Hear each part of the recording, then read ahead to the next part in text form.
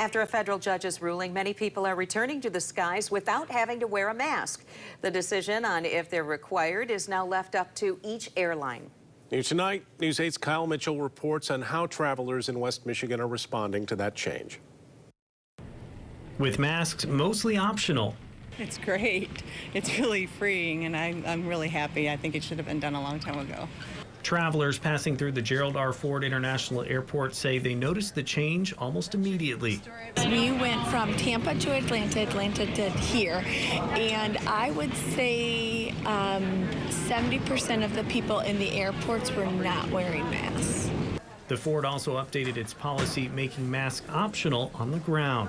David and Sue Watney were returning to Holland from New York. There was a little confusion in LaGuardia. Delta said that it was really bad yesterday, the ticketing agents, because the pilots were saying one thing and the stewardess and the flight attendants were saying something else.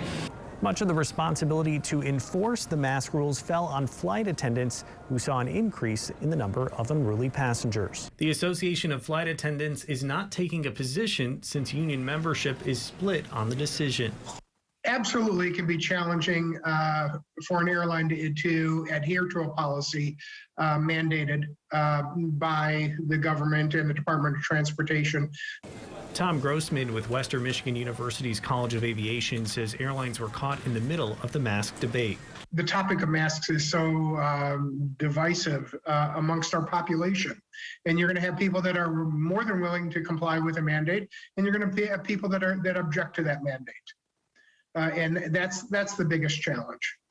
Now airlines are updating policies, with passengers left to figure out what the rules are for their carrier before taking off. At the Ford International Airport, Kyle Mitchell, News 8.